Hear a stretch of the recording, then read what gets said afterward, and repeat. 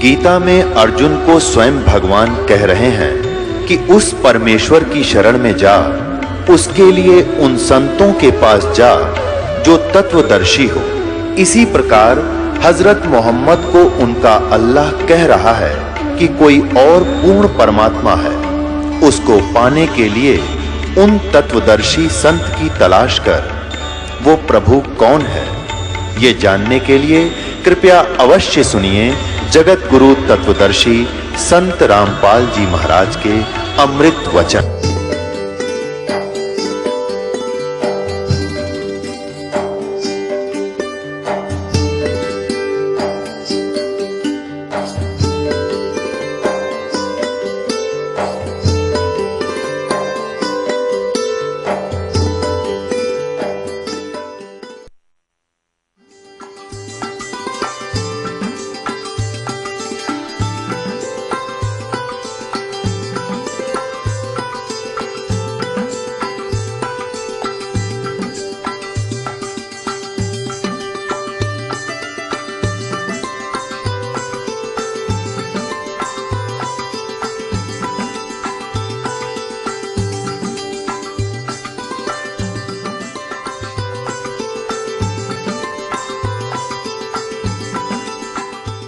कुएं में शेख फरीद ने कैसी मीठी बोली बासा, तुम चुन चुन कागा खाली और मेरे हाडों पर का मासा।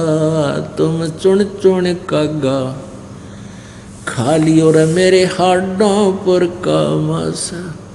मेरी दो नैना मत छेड़ियो मोहे राम मिलन की आशा। मेरे दो नैना मत छेड़ी और मोहे राम मिलन की आशा। जिन करी तपस्या घोर थी वो होए आश्रय हरक। वो होए आश्रय हरक, वो होए आश्रय हरक।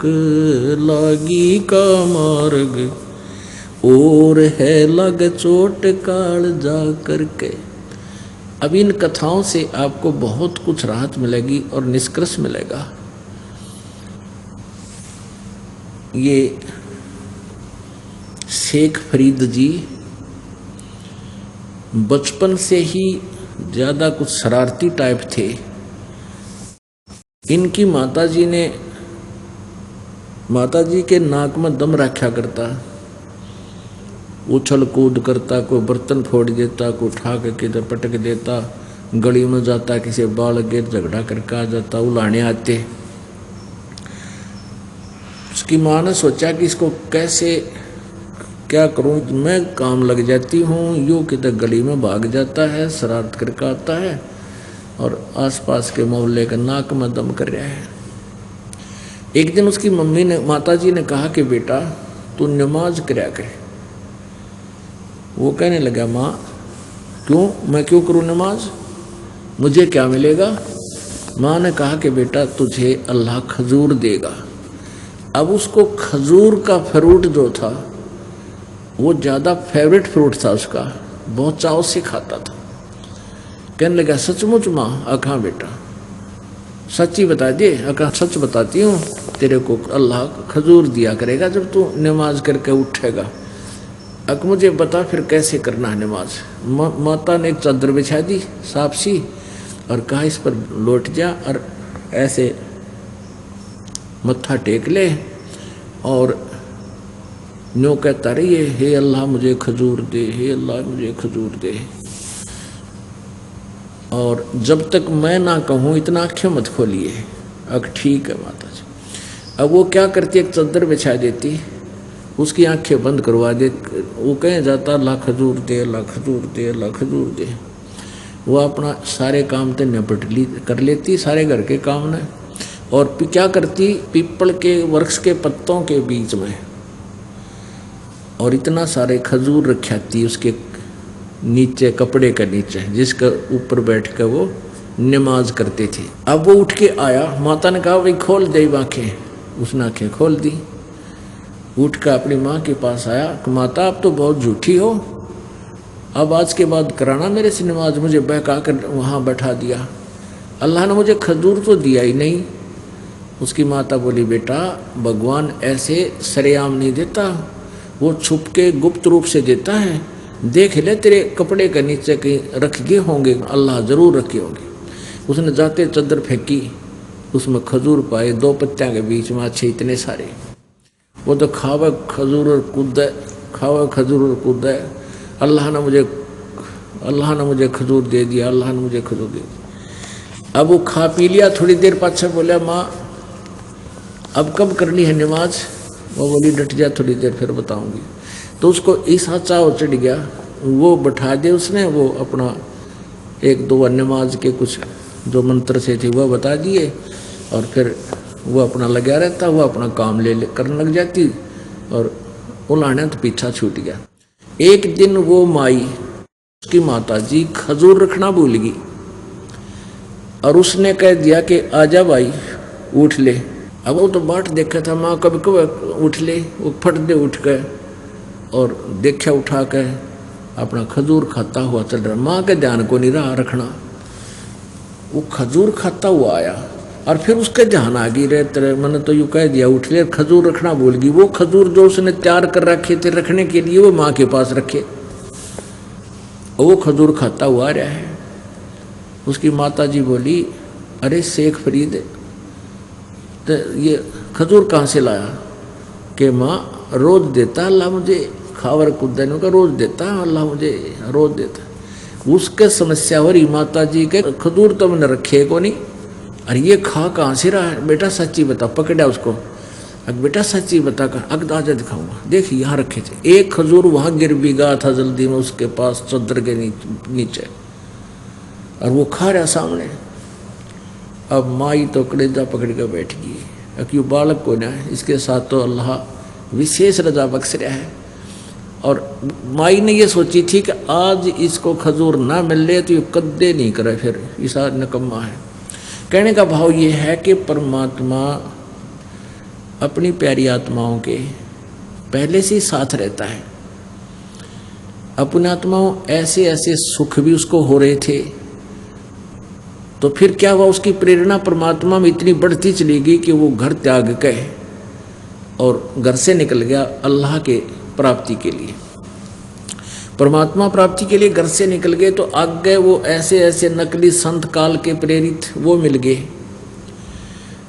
एक संत मिल गया तपस्वी, उसका आसपास बहुत बोलबाला था कि ऐसे महात्मा कदे देखे ना सुने, बड़े सिद्ध पुरुष हैं, वचन में शक्ति है, कई वर्षों तक खड़ा होकर के तप किया है, कहीं बैठकर तप किया है, बहुत अच्छे पुराने संत हैं।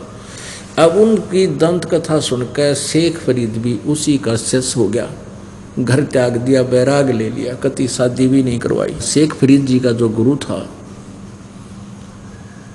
वो तपस्वी था, एक डेरा बना रखा था, उसमें 5-7 उनके शिष्य थे, परमानेंट रहते थे। अब कहते हैं परमात्मा पाने के लिए जो घर छोड़ कर भी आ गया, और ये मान लिया कि इस गुरुजी से ही हमारा कल्याण होगा, तो उस गुरुजी को प्रसन्न रखना एक परम कर्तव्य बनता है शिष्य का। परमात्मा भी कहते हैं कि कबीर हरि जय रूठ जा, और गुरु की शरण में जावे, और कह कबीर गुरु रूठ गए तो हर नहीं करे सहाय। तो जिनको परमात्मा चाहिए उन्होंने तो वो सारे ही क्रिया करनी होती हैं जिनसे भगवान मिले। तो उस शेख फरीद के ने तो ये पक्का ठान रखा था कि अभी हमने भगवान चाहिए, और गुरुजी की सेवा भी करना अति अनिवार्य है। तो गुरुजी की सेवा में भी वो तत्पर रहता था। कहने का भाव ये है कि वहाँ रहने वाले अन्य शिष्यों से वो शेख फरीद जी गुरुजी की अत्यधिक गुड बुक्स में था। तो इस तरह वो हर स्टेप पर उस गुड बुक्स वाले यानी शेख फरीद जी को अधिक महत्व देते थे। प्रत्येक कार्य में कोई विशेष जिम्मेवारी का काम होता था उसको बताते थे। तो अन्य चेले जो वहाँ रहते थे वो ईर्षा करने लग गए शेख फरीद कि भाई इसने तो गुरु जी को घना कंट्रोल कर लिया, इसकी सारी बात मानते हैं, और क्यों ना इसको गुरु जी के नज़रों से गिरा दें एक दिन। तो क्या था वो गुरुजी कैसा था, खाना खाता था, खाना खा करके फिर हुक्का पिया करता था। तो उधर से गुरुजी ने क्या देखा, उन बच्चों की खेचादानी देखकर उसने ड्यूटी ला दी कि एक दिन एक शिष्य सारी क्रिया मेरी करवाएगा, मेरी सेवा करेगा, जैसे कपड़े धोने हैं, नवाना है, रोटी बनाना है, खिलाना है, हुक्का भरना है। तो ऐसे सबकी ड्यूटी लगी हुई थी। एक दिन शेख फरीद का जब समय आया तो उन वर्षा के दिन थे, चौमासा होता है ना आजकल मौसम, वर्षा ऋतु थी, वर्षा कभी हो जाती कभी रुक जावे थी। तो उन्होंने के स्कीम बनाई, जो अन्य शिष्य थे जो ईर्षा रखते थे शेख फरीद से, उन्होंने सोचा कि गुरुजी खाना खाते ही हुक्का पीते हैं, और उसमें इतना गुस्सा था उस तपस्वी संत में, खाना खाती आवाज लगाता था कि भाई हुक्का भर लियाओ। अच्छा जी, हुक्का भरने चले जाते, और 5 मिनट तक तो वो नहीं बोलता था। 5 मिनट के बाद आवाज दूसरी देता था, अरे हुक्का नहीं लाए भरकर। जब उस दूसरी आवाज में आ गया तो ठीक सा, नहीं तो तीसरी आवाज भी लानी पड़ेगी। आते पहले तो बैंत मारा करता उसका, हुक्के में जब चलम रख देता चेला तो पहले उसका बैंत मारा करता, और एक 10-15 दिन तक उसको सेवा से बर्खास्त कर देता था। इतना रुष्ट हो जाता था, नाराज हो जाता था उससे। अब उन्होंने क्या योजना बनाई कि क्या करते थे वो खाना खिलाने वाले, उधर से खाना खिलाने जाते उससे पहले हुक्का भरने के लिए अग्नि तैयार कर देते थे, उसमें लकड़ लुकड़ लगा कर तैयार कर देते थे। चूल्हे में कम होती तो और तैयारी कर देते थे, जला जलू कर वो पूरी तैयारी करके जाते थे कि रोटी खाती हुक्का पीवेंगे गुरुजी। तो शेख फरीद में अपना तैयारी पूरी थी, आग पूरी थी, उसको पता था, और खाना खिलाने चले गए। पीछे से उनके दूसरे साथियों ने उस पर पानी के छिट्टे मार दिए, वह आग बुझा दी। ऐसे ढंग से बुझा दी जैसे वर्षा ऋतु के कारण ये अपने आप बंद होगी। अब शेख फरीद ने खाना खिलाकर अपनी मस्ती से आया तो अग्नि तैयार है, जाऊंगा भर लाऊंगा। उसने जाकर देखा अग्नि का एक पतंगा भी को नहीं, और सिरगाल लूँ ठीक कर लूँ। उसने सोचा भाई आज तेरी बात बिगड़ेगी और गुरुजी तेरे से नाराज होंगे, समय पर जब हुक्का नहीं भरा जाता है, और तेरा जीवन व्यर्थ हो जाएगा। जय गुरुजी रुष्ट हो गए कि फूकूंगा इस जीवन का, क्या करूंगा इस मानव शरीर का। उसने इधर उधर देखा, कोई विकल्प नहीं देखा। देखा कि गांव से वो लगभग 1 किलोमीटर की दूरी पर गांव था एक, जहाँ उनका डेरा था गांव से 1 किलोमीटर लगभग दूर था। उसने देखा कि वहाँ एक धुआं सा उठ रहा किसी घर में बाहर की तरफ। अब शेख फरीद हाथ में वो चलम ले रखी, चिमटा साथ में, और बहुत स्पीड से दौड़ दिया कि गुरुजी आवाज़ लगाओ, इतने लेकर वापस आ जाओ। वो गया घर में घुसा कि माई की बेटी अग्नि दे दे थोड़ी सी, हमारे मैंने हुक्का भरना है। अब वह माई कह रही थी, जैसे गिल्ला ईंधन था, वह अग्नि लगावे फूं फूं करे, वह फिर बुझ जा, आँखें में धुआं पड़ रहा, वह दुखी सी हो रही, लाल आँख हो रही। उसने गुस्से में आकर कहने लगी अग्नि लेनी है तो आँख फुड़वा ले, आग लेनी है तो आँख फुड़वा ले। जब मिल लगी अग्नि ने बोला माई कौन सी आँख फुड़वाऊँ, अब कोई सी फोड़ ले। उसने क्या किया, चिमटा देगा अपनी आँख में और वह आँख काट के ने बोला देख माई ले, इबन आग दे दे जल्दी सी। अब माई ने देखा वो आँख में तो खून पड़ा और वो आँख काट के दर्दी कापण पे ढक्कन पे वह डर गई। और किसके गुरुजी तो बहुत सिद्ध पुरुष हैं, और उसने पता लग गया ना तेरे को श्राप देगा। ने बोला ले जा महाराज, वो सारी चूल्हे तो अग्नि बाहर निकाल दी, धर ले जल्दी सी। अब उसने क्या किया कि कपड़ा सा बांध लिया अपनी एक आंख के ऊपर के, ढूंढ से निकाल ली थी शेख फरीद ने, और धर के आग चलम पर डांक ठोक दी, फिर पूरी स्पीड तो बाज लिया। अब गुरुजी ने एक आवाज लगाई थी, रे शेख फरीद हुक्का ला भाई।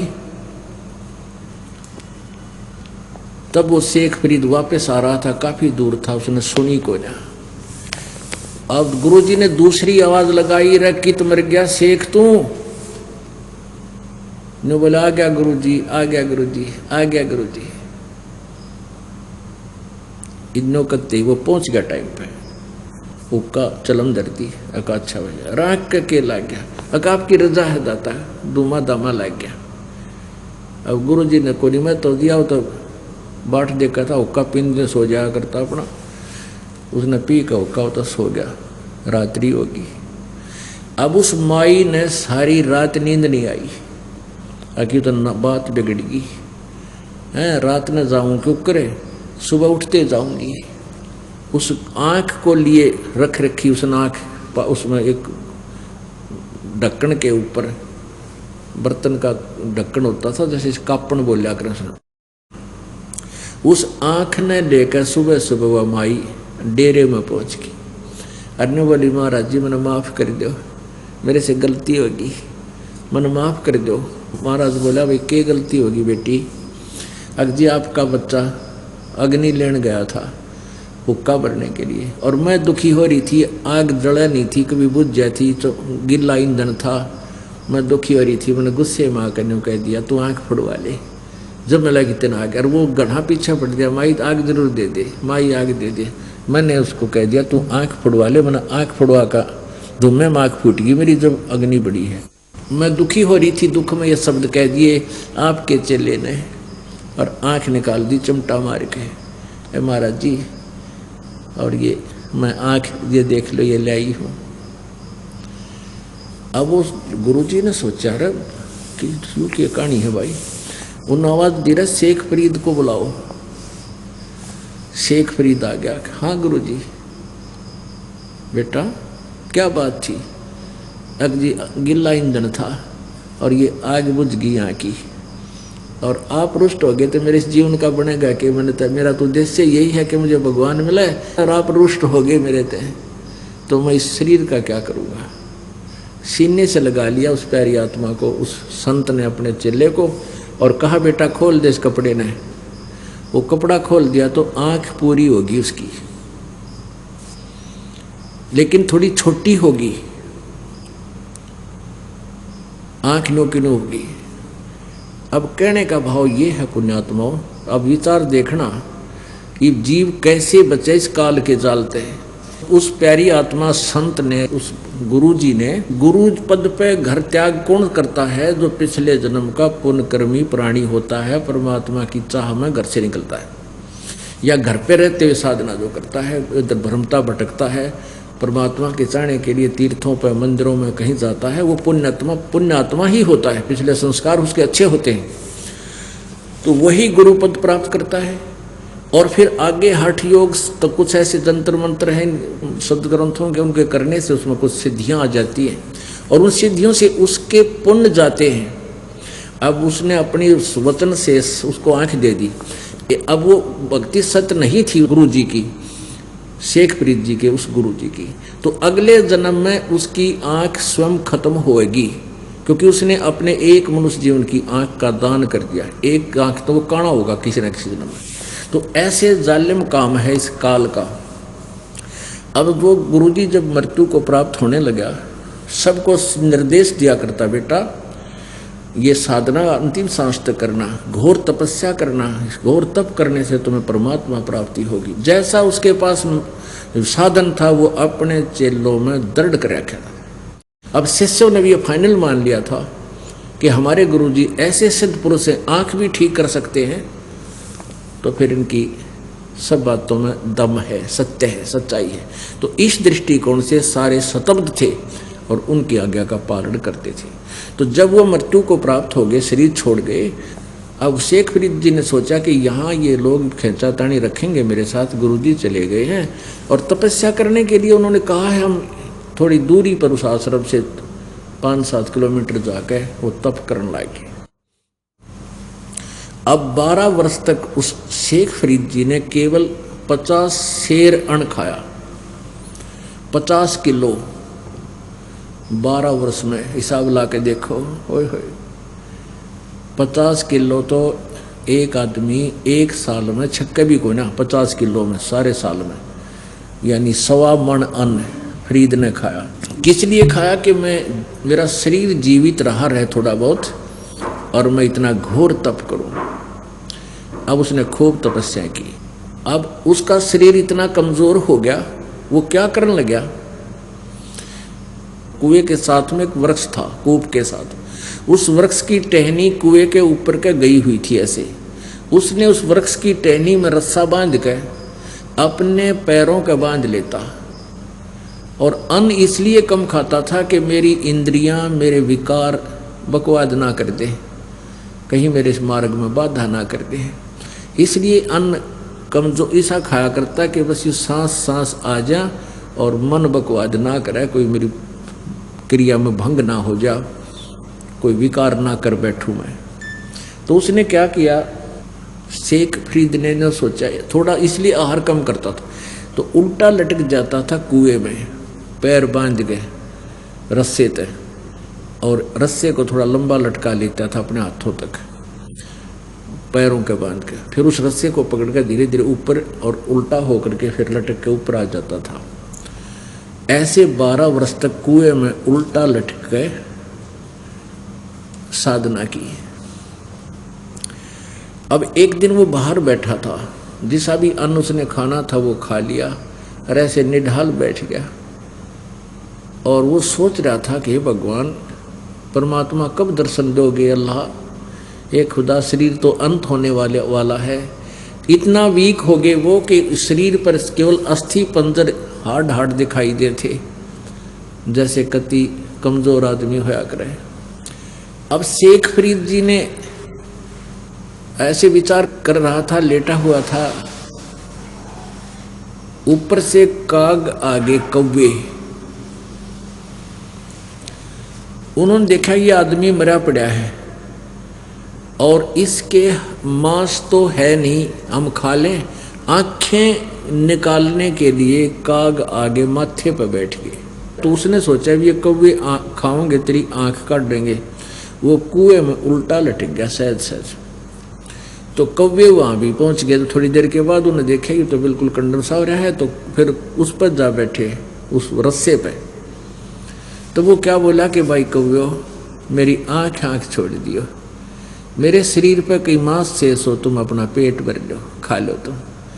और न्यू कह के वो फूट फूट कर रोने लग गया। जब वो रोने लगा तो कौवे भी उड़ गए, कि वो आदमी तो जीव है। शेख फरीद जी ये सोच रहे हैं कि ये भगवान परमात्मा प्राप्ति के लिए घर छोड़ के आया था, परमात्मा अल्लाह मिला नहीं और शरीर अंत होने को आ चुका है, अब ये ज्यादा समय नहीं रह पाएगा। इससे वो बहुत बुरी तरह रोने लग गया। हे परमात्मा, दया करो इस दास पे, दर्शन दो मुझ पापी को। ऐसे अधीन भाव से वो बहुत रोने लगा। उसी समय परमात्मा पहुंच गए, क्योंकि सभी आत्माएं उस अल्लाह अकबर की हैं, अल्लाह कबीर जी की हैं, जो बनारस में दुल्हे का रूप धारण करके 120 वर्ष तक लीला करके गया। ये सभी आत्माएं उसी की हैं। वही अपनी आत्माओं के लिए भटक रहा है। काल ने हमारे साथ बहुत धोखा और जुल्म किया हुआ है, नरे नरे मजहब बना दिए और प्रत्येक को भ्रमित कर दिया, सच्चा ज्ञान छुपा दिया।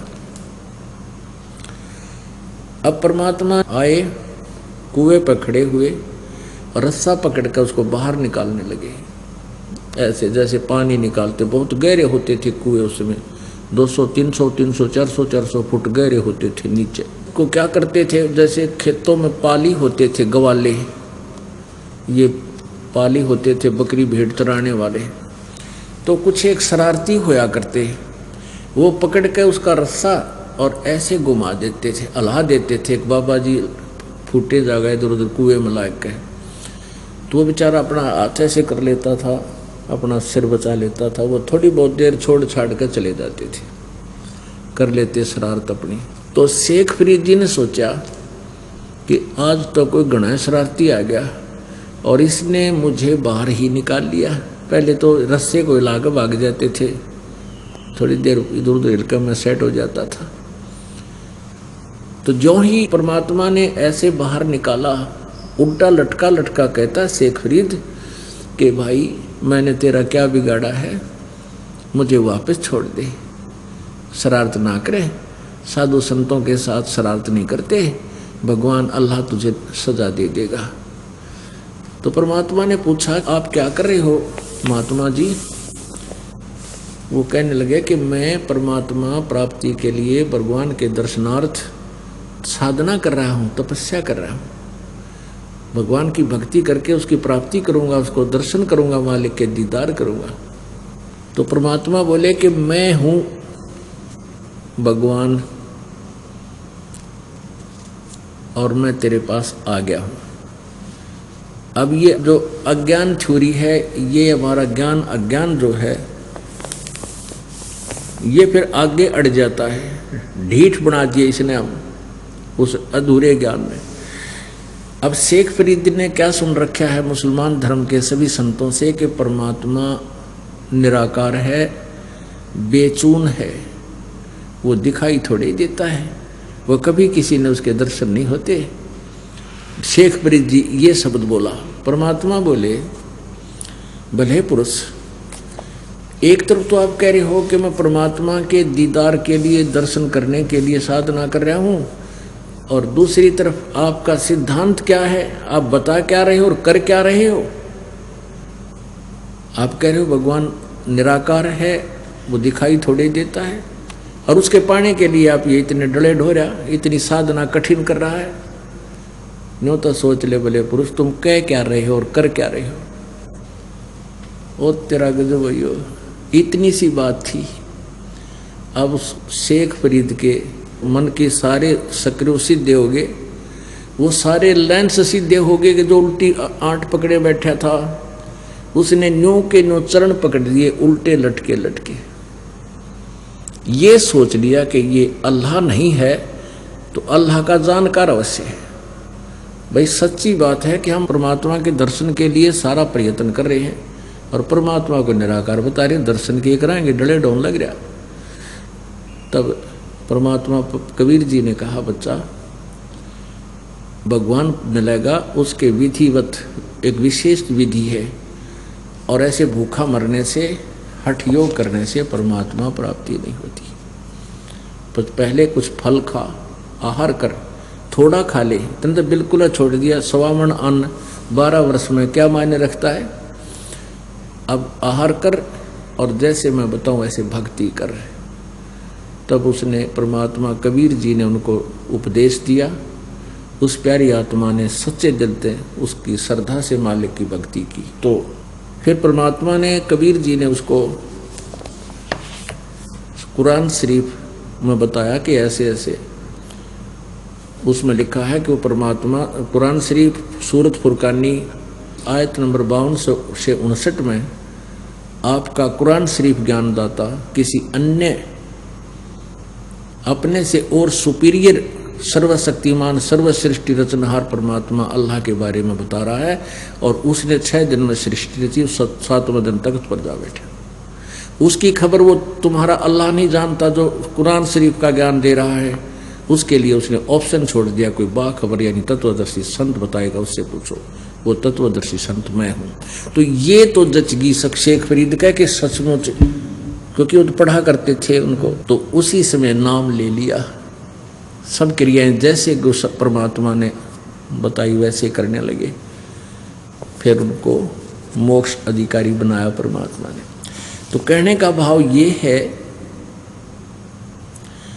गोरख से ज्ञानी गणे और सुखदेव जति जिहान, सीता सी बहु भारिया संत दूर स्थान।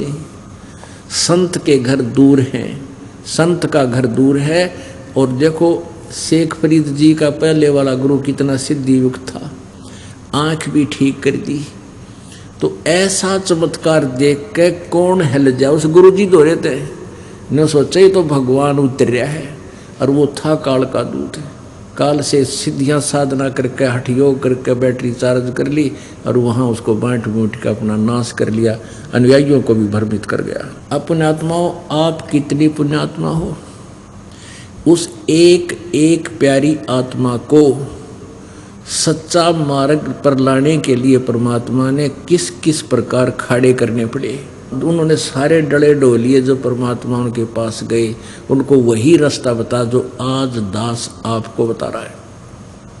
आप कितनी पुण्यात्मा हो कि उनसे, उन संतों से भी आप अधिक पुण्यात्मा हो जो आपको आज सहज में भगवान मिल रहा है। आगे फिर क्या बताते हैं? सुल्तानी मगन बैराग में जिन तज दिया बलख बुखारा। सुल्तानी मगन बैराग में जिन तज दिया बलख बुखारा। कदे पालकियां में चाल तेरे आज उठा लिया गुदड़ बारा। कदे पालकियों में चाल तेरे आज ठा लिया गुदड़ बारा। सब संगी छोड़ी रोवती रोवे था कुण बासारा। सब संगी छोड़ी रोवती रोवे था कुण बासारा। शोर मचा रणवास में, शोर मचा रणवास में। ना देखा पीछा फिर के, ना देखा पीछा फिर के, ना देखा रे पीछा फिर के। लागी का मार्ग और है लग चोट काल जा करके। लग चोट काल जा करके, लग चोट काल जा करके। लागी का मार्ग और है लग चोट काल जा करके। अब सुल्तान अधम की कथा आपको फिर सुनाएंगे। इब्राहिम सुल्तान अधम ये एक बहुत बड़ा रईस राजा था। 18 करोड़ तक घोड़े थे और इस अर्दब ये पुदकर्मी प्राणी जितना होता है उसको संसारिक सुख भी गणा होता है। जब इस प्राणी को सुख गणा हो जाता है, इसने बकवाद गणी पाया करें। उसके 16,000 रानियां थी। ओ तुरा आपने देखा होगा राजा लोग पहले पुराने ये बहुत बकवाद करा करते थे, क्योंकि कोई टोकनिया था को ना, सारी बकवाद जितनी ना हुआ करती ये करा करते। और जब उसको ज्ञान हुआ, ओए होए, जब उसको ज्ञान हुआ कि रे तू तो फंस गया नरक में, परमात्मा पहुंचे उसके पास, उसको ज्ञान दिया। तो क्या बताते हैं? 18 लाख तुरा जिन छोड़ी पद्मनी 16 सन से। एक पलक में त्याग गए ये सतगुरु के हंस। 18 लाख तुरा माने घोड़े, 18 लाख तुरा जिन छोड़े और पद्मनी 16 सन से 16,000 रानी त्याग दी। और एक पलक में त्याग गए, यानी पाछे फिर कहीं देखा, सारी रोएं थी औरतें। न बोला ना देखा पाछा फिर कहते एक पलक में त्याग गए सो सतगुरु के हंस। अब जब वो घर त्याग के सुल्तान अधम जावे था, बहुत बड़ा रईस राजा था। अब उसने क्या किया? कंबल लपेट रखा था, मुंह काला कर रखा था, कोई पहचान ना ले, कालस ला रखी थी। वर्षा होने लगी। एक झोंपड़ी में एक व्यक्ति, एक झोंपड़ी में पति पत्नी वहाँ रह रहे थे और एक झोंपड़ी और थी, उसमें एक गऊ बांध रखी थी। और वर्षा अच्छी होगी तो दोनों जने रात्रि में बतला रहे हैं। उसका पति कह रहा अपनी पत्नी को कि ओहो अब कितनी अच्छी वर्षा हो गई है और इतना बढ़िया घास हो गया है, अपनी गाय खूब बढ़िया छक्या करेगी और मौज से दूध पिया करेंगे, ठाठ हो गया, अपनी फसल भी बढ़िया होगी। कहने लगे अपने तो इसे ठाठ हो गए, इसे बलख बुखारे के बादशाह के भी को जा। अब देखो, अब वो बलख बुखारे का बादशाह सुल्तान अधम इतना वेल नोन हो रहा था कि उस जैसा सुख किसी का नहीं, वो उदाहरण बन गया था। तो शाम ने तो बोलिया को नहीं। इब्राहिम सुल्तान अधम सुबह उठकर उनके सामने गया, नमस्कार किया। उन्होंने पूछा भाई कौन है, कहाँ से आया है तू? तो वो कहने लगा भी मेरी एक बात का उत्तर दो तुम पहले, वो पाछे बताऊंगा कौन हूँ। क्या कि आप रात्रि में एक बात कह रहे थे कि तुम ये कह रहे थे कि हमारे बढ़िया वर्षा होगी और इसे ठाठ हो गए, बलख बुखारे के बाद से कभी कोई ना भाई आपके के ठाठ हो गए कि ठाठ तन दिखते को ना। ये हमारी गऊ है, गाय बांध रखी, दूसरी झोपड़ी में एक गाय है और उनका संतान भी नहीं थी, निसंतान थे। और अच्छी बढ़िया फसल होगी, अपना पीवांगे दूध, बढ़िया फसल होगी, खूब ठाठ तरह करांगे, हमारे होगी ठाठ। तो वो राजा बोला कि मैं बलख बुखारे का बादशाह हूँ भाई। पूरा ज्ञान समझाया, पहले तो ज्ञान समझाया, साधु संत सा दिखा था, काले कपड़े नो एक कंबल सा बांध रखा, जैसे एक चादर बांध लिया कर। काफ़ी ज्ञान समझा भाई, भक्ति करनी चाहिए, परमात्मा का नाम लिया करो, ये तो कुछ दिन का खेल है, या कोई नहीं रहा, एक दिन मृत्यु हो जाएगी, सब कुछ यही रह जाएगा। तो वो कहने लगे अपना काम करे, हमने घना शिक्षा की जरूरत कोई ना अड़म। कहने लगा मैं बलख बुखारे का बादशाह था। वो सुल्तान अधम कहने लगा कि मैं बलख बुखारे का राजा हूँ और मैंने पता लग गया भाई भक्ति बिना गुजारा नहीं, ये तो झूठा जाल है सारा, और आजा तेरे को भी गुरु जी से नाम दिला दूंगा मैं। अब वो व्यक्ति बोला वह पहली तो मेरा बात यह जचती नहीं कि तू बलख बुखारे का बादशाह होगा से, और जय तू बलख बुखारे का बादशाह हर तेने राज छोड़ दिया तो तेरे कैसा बोली बूझ नहीं, तेरे जैसा मूर्ख नहीं से ठाठने छोड़ का, अगर मुझे के शिक्षा दे तो अपना काम कर चल। अब वो जबकि वो उन राजा दिखा था, तब इब्राहिम सुल्तान ने क्या कहा वहां पे, एक रांडी ढांडी दांत जाए एक औरत को, और ढांडी कहे गाय को, एक रांडी ढांडी नात जाए ये नर कहिए काग, और भाई बलख बुखारा त्याग दिया थी कोई पछली लागे। ये तो एक गान ही छूटती है कि औरत में ठाठ मान रहा है और हमने बलख बुखारे के ठाठ छोड़ दिए। ये हमारे कोई पिछले संस्कार थे, परमात्मा की हम पर रजा होगी, और ये कूतरू इससे मुड़ जा पड़ा है।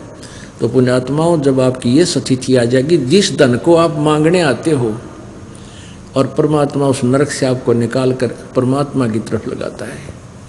अब पुण्यात्माओं, परमात्मा दूर नहीं है जो उसके ऊपर समर्पण करके लगता है।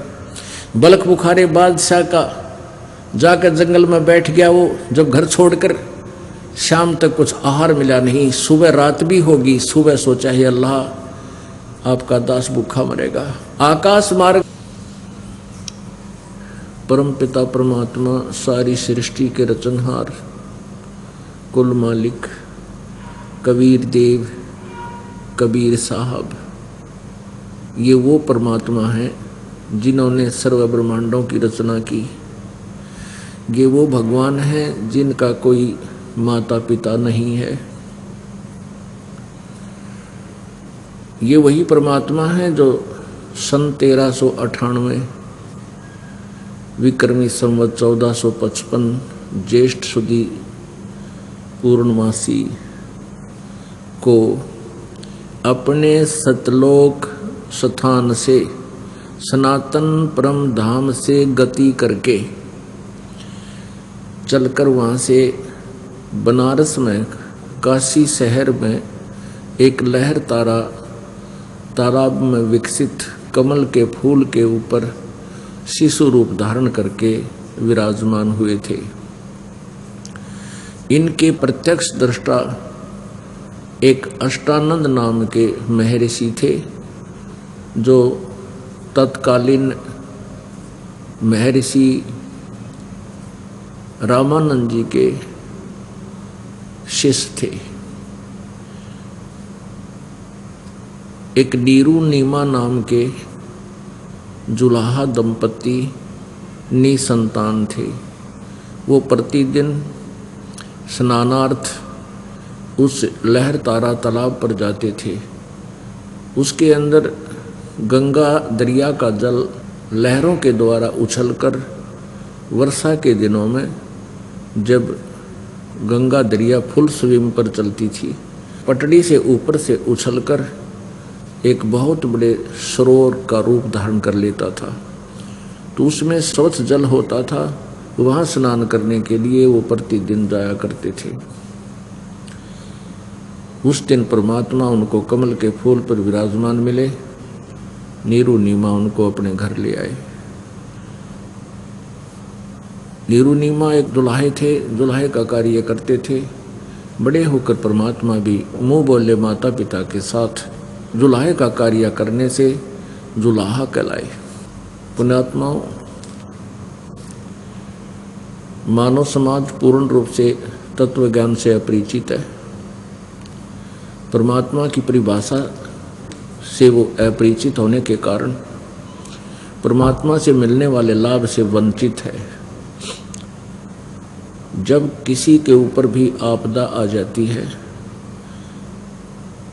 चाहे वो राजा भी क्यों ना हो, सारी पृथ्वी का शासक भी क्यों ना हो, वो भी अंत में परमात्मा से ही लाभ की इच्छा करता है। आम व्यक्ति, आम नागरिक तो राजा से इच्छा करता है कि मुझे राजा कुछ लाभ दे, और राजा भी जब आपत्तियों से घिर जाता है परमात्मा से ही याचना करता है। एक समय की बात है कि एक राजा शिकार खेलने गया हुआ था और किसी कारण से रास्ता भूल जाने से वो अपने साथियों से वंचित हो गया, अपनी सेना से बिछुड़ गया।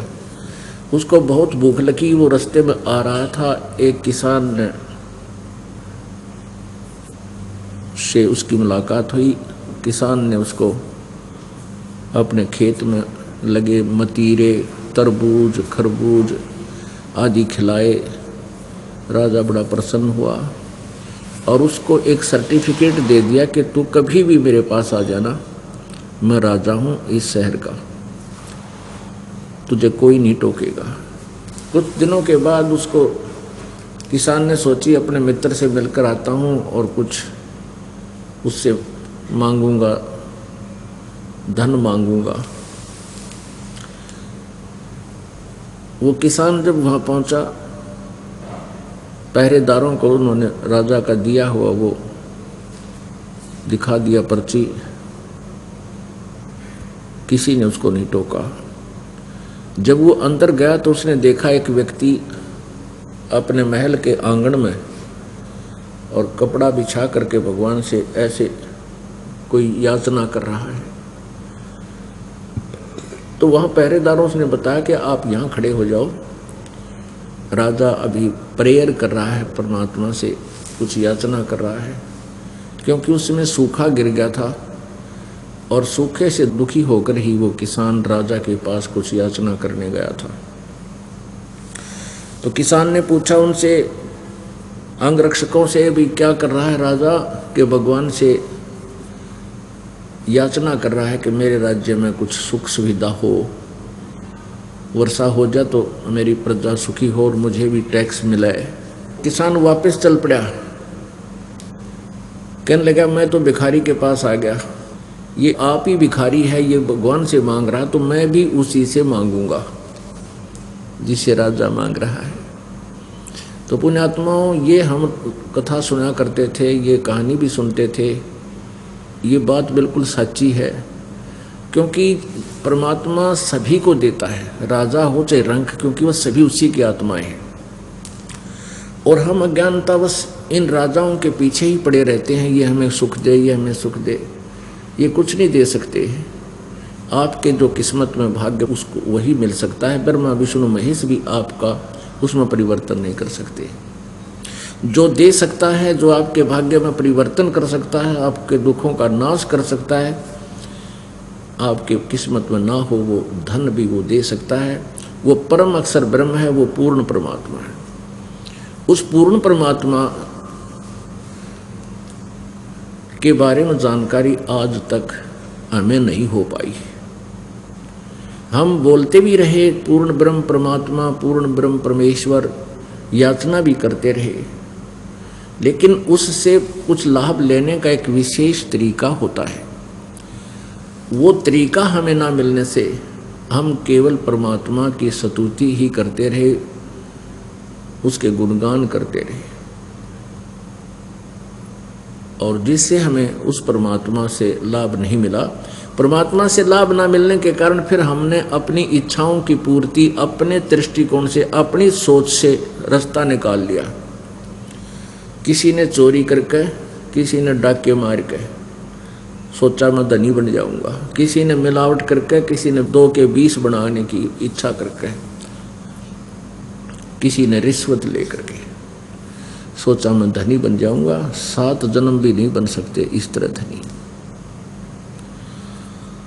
धनी बनने का तरीका सतगुरु संत बताते हैं, और वो सतगुरु संत परमात्मा से कनेक्टेड होते हैं और उनके द्वारा बताई विधि से वो पूर्ण परमात्मा आपको आपके भाग्य से न्यारा देता है। आपके ऊपर आने वाली आपदाओं को भी वो दूर करता है। वो परमात्मा कौन है? अब यही डिसीजन करने में, यही निर्णय करने में इतना समय लगता है हमें कि 1-1 महीना सत्संग करते रहते हैं, यानी महीने में 3 दिन, फिर 3 दिन, 6 दिन हम सत्संग करते हैं और 6 दिन में यही बताने की चेष्टा करते हैं कि पूर्ण परमात्मा कौन है। और अन्य जिनको हम परमात्मा मानते थे, भगवान मानते थे, वो कितने समर्थ थे, हम उनको मान क्या रहे थे। हमने ब्रह्मा विष्णु महेश जी को अजरो अमर सर्वेश्वर महेश्वर मृत्युंजय कालज्य सारी सृष्टि के रचनहार अजन्मा, इनके कोई माता पिता नहीं, ये लोक वेद सुन रखा था, ये दंत कथा सुन रखी थी और हम इन्हीं की पूजा में लगे हुए थे। अपुण्यात्माओं, हमने ब्रह्मा विष्णु महेश जी के बारे में कहाँ से ज्ञान हुआ? पुराणों से। और इन पुराणों को पवित्र हिंदू समाज एथेंटिक ग्रंथ मानता है। आज उन्हीं एथेंटिक ग्रंथों में, आज उन्हीं प्रमाणित ग्रंथों में ब्रह्मा विष्णु महेश की सची थी। हमने जो ज्ञान सुना था उसके विपरीत हमें पढ़ने को मिली। अपुण्यात्माओं, जिन्होंने हमें ये लोक वेद सुनाया वो ब्राह्मण थे, गुरु थे। ब्राह्मण कहो, गुरु कहो, आचार्य कहो, ऋषि कहो, महर्षि कहो, ये अध्यात्म मार्ग के जानकार माने जाते थे और ये संस्कृत भाषा जानते थे। संस्कृत भाषा जानने के कारण हमने इनको ये मान लिया था कि इन्होंने सदग्रंथों को पढ़ा है, समझा है और ये जो ज्ञान हमें बता रहे हैं ये ज्ञान सत्य है। तो क्योंकि हमारे पूर्वज अशिक्षित थे, उनको संस्कृत भाषा नहीं आती थी, जिस कारण से वो ये निर्णय नहीं कर सके कि ये गुरुजी जो बता रहे हैं ये हमारे सदग्रंथों में लिखा है या नहीं लिखा। उन्होंने यही माना कि सदग्रंथों में ही लिखा है जो ये हमें बता रहे हैं। इसलिए उस पुराने समय से अशिक्षित समाज होने के कारण एक लोक वेद बन गया। लोक वेद का अर्थ है अक्षेत्रीय ज्ञान, दंत कथा, सुनी सुनाई बातें जो किसी सदग्रंथ में नहीं है और उसका प्रचलन बहुत ज़्यादा हो जाता है। एक कहानी है कि जो एक झूठ को और 100 बार कह दिया जाए तो वो सत्य प्रतीत हो जाती है, सत्य लगने लग जाती है। तो ऐसे हमने हजारों वर्षों से यही लोकवेद सुना और एक दूसरे को सुनाते सुनते रहे कि ब्रह्मा विष्णु महेश सर्वेश्वर हैं, महेश्वर हैं, यही पूजा के योग्य हैं, इन्हीं की पूजा करनी चाहिए, दुर्गा की पूजा करनी चाहिए। और किसी किसी की बुद्धि लाखों करोड़ों में एक की बुद्धि जाती थी कि ब्रह्म साधना करनी चाहिए और पूजा नहीं करनी चाहिए। और ब्रह्म से ऊपर ज्ञान बताने वाले स्वयं परमात्मा ही आए थे, कबीर देव जी। और फिर उसके बाद जिन महापुरुषों को, जिन वर्णीय पुरुषों को, दृढ़ भक्तों को परमात्मा मिले, उनको अपने ज्ञान से, अपनी महिमा से परिचित करवाया। उन संतों ने भी वही ज्ञान बोला जो परमेश्वर ने 600 वर्ष पहले आकर के अपनी सच्चिदानंद घन ब्रह्म की वाणी में बोला था। और वही ज्ञान आज हमारे सदग्रंथों में विद्यमान मिला जो संस्कृत भाषा में लिपिबद्ध थे। कौन कौन से सदग्रंथ? पवित्र चारों वेद, ऋग्वेद, यजुर्वेद, सामवेद और अथर्ववेद। पवित्र 18 पुराण और पवित्र श्रीमद् भगवत गीता। इनमें वही ज्ञान आज हमें स्वयं पढ़ने को मिला, क्योंकि हम शिक्षित हो गए। जो 600 वर्ष पहले परमेश्वर कबीर देव जी अपनी अमृतवाणी में बोला करते थे, सुनाया करते थे, जो लिपिबद्ध किया हुआ है।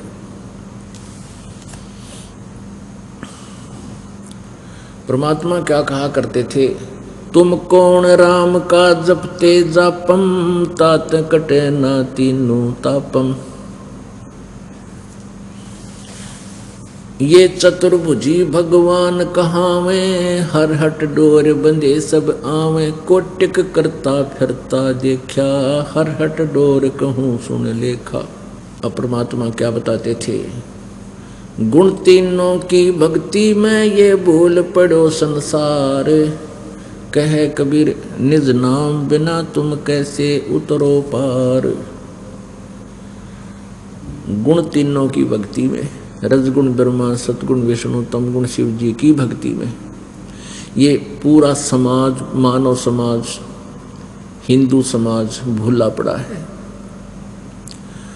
और इनको यथार्थ मंत्र निज नाम का ज्ञान नहीं। उस निज नाम के बिना तुम्हारा मोक्ष नहीं हो सकता। अपने आत्माओं, पूरा विश्व अध्यात्म ज्ञान से अपरिचित है। अब इसका प्रमाण हम कहाँ से लें? क्योंकि हम ब्रह्मा विष्णु महेश जी की पूजा करते थे, और ब्रह्मा विष्णु महेश वो भी पूजाएं करते हैं, वो किसी अन्य और शक्ति की पूजा करते हैं, और देवताओं की और भगवान की पूजा करते हैं। तो ये स्वयं ही किसी की पूजा कर रहे हैं और हम इनकी पूजा करते हैं, तो वो शास्त्र विरुद्ध ज्ञान है। गीता जी अध्याय नंबर 16 के श्लोक नंबर 23 में कहा है कि शास्त्र विधि को त्याग के जो मनमाना आचरण करते हैं, अपनी स्वेच्छा से, अपने लोक वेद के आधार से जो साधनाएं करते हैं, मनमाना आचरण करते हैं, उनको न तो कोई सुख होता है, न उनकी गति होती है, और न ही उनको कोई सिद्धि प्राप्त होती है। अर्थात यूजलेस, व्यर्थ।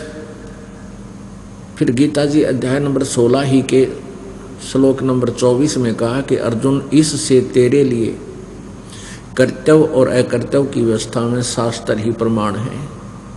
किसी की दंत कथा पर विश्वास मत करना। यदि तुम्हें परमात्मा चाहिए, मोक्ष चाहता है, तो सदग्रंथों में जो लिखा है और वही ज्ञान संत बता रहा है कोई, तो वो सच्चा संत है, वो तत्वदर्शी संत है। उन सदग्रंथों के अनुसार साधना को ही प्रमाण मानना। अपने आत्माओं, गीता जी अध्याय नंबर 8 के श्लोक नंबर 13 में क्या बताया है कि गीता ज्ञानदाता श्री कृष्ण जी में प्रवेश करके ये ब्रह्म बोल रहा है, ये काल बोल रहा है। जो गीता जी अध्याय नंबर 11 के श्लोक नंबर 32 में कहता है कि अर्जुन, ये देख मेरा रूप, मैं काल हूँ और अब परिवर्त हुआ हूँ, और मैं सबको खाऊंगा, किसी को नहीं छोड़ूं। गीता जी अध्याय नंबर 11 के श्लोक नंबर 21 में अर्जुन आंखों देखा कह रहा है, भगवान आप तो इन देवताओं को भी खा रहे हो, ऋषि और सिद्धों के टोल के टोल, झुंड के झुंड आपसे मंगल कामना कर रहे हैं, आप इनको भी खा रहे हो। तब ये काल कहता, मैं तो काल हूँ भाई, सब न खाऊंगा, मैं ना छोड़ूं किसी को।